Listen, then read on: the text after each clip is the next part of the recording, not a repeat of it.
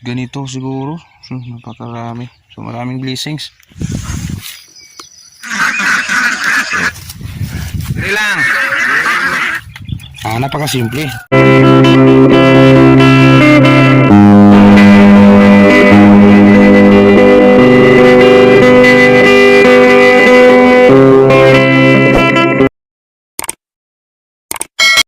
Sakto morning mga kasakto. So mga kasakto, andito naman tayo sa ating sitawan. Again, straight yung update natin ni sitawan. Kasi marami-rami na yung bulaklak. Yung bulaklak niya is naglabasa na. So nagiging bunga na yung iba. Yung iba still naglalabas pa rin ng bulaklak. At yung kanyang bunga, yan, marami-rami na din.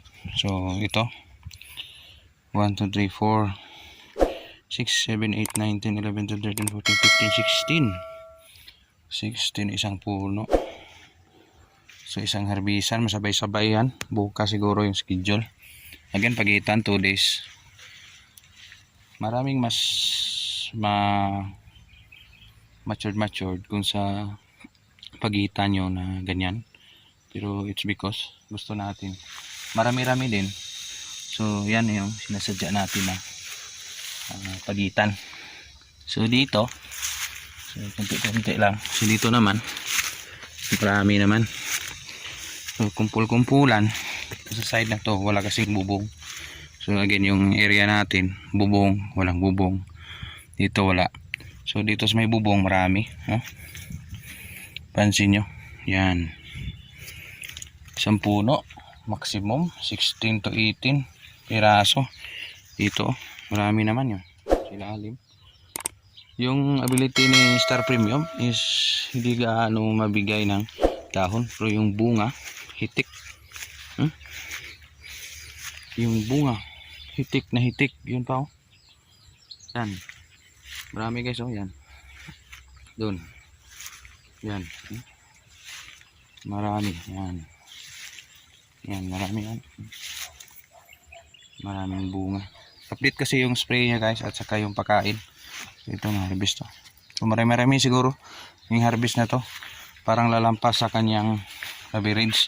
Hindi pa natin nakuha oh. Tingnan nyo ito oh. Normal pa ba to sa isang sito? 1, 2, 3, 4, 5, 6, 6, isang ganunan lang oh. Isang sanga, 6 na bunga sa isang sanga. So may dito, so isang puno lang siya. Marami guys no? Ganito siguro. So, napakarami. So maraming blessings. Sana patuloy yung bigay niyang bunga at yung kanyang bigay kahit mura ngayon. Still inalagaan pa rin natin. Gusto natin consistent magbigay ng bunga. Hindi gano'n na maliit na yung presyo. Is tinitipid sa pagkain, wala. Pagkain niya is normal.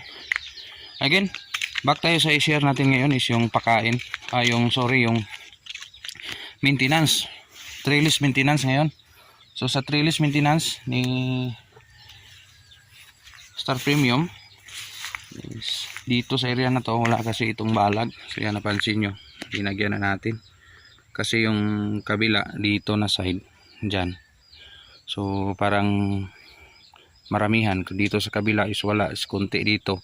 So gusto natin is mag collide. So gilagyan natin ng bubong sa gilid, at least makatira tayo ng spray dito sa gilid lang. So dito naman may bubong, so na retain yung bubong. Dito may bubong, dito wala.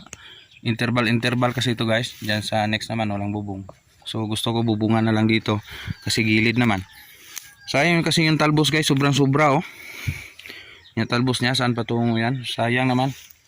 So gusto natin yung talbos is malagyan talaga ng accommodation. So parang tao dito guys, lagyan mo sila ng accommodation, hihiga sila at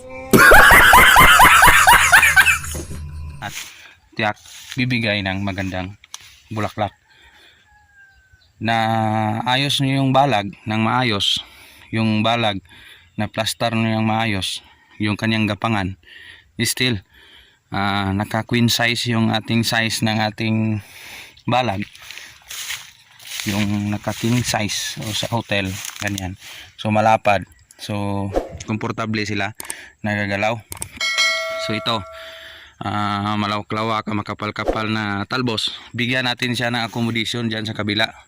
Pagapangin natin siya dyan kung hanggang saan. Kung dyan lang siya gagapang. At yung puno niya, isa lang, pero pinapakain natin ng maayos. Kasi kung sa tao ito guys, ito yung katawan niya, nalaki na. Yan yung baba niya, yan. Pakainin mo ng pakainin ng maayos. The more pakain, the more bigay ng talbos. The more bigay ng talbos, the more bigay ng bulaklak. The more bigay ng bulaklak, the more bigay na bunga. The more income sa farmers. Kung good quality. Kahit yung quality natin, ito, yan, oh, napakaraming bunga.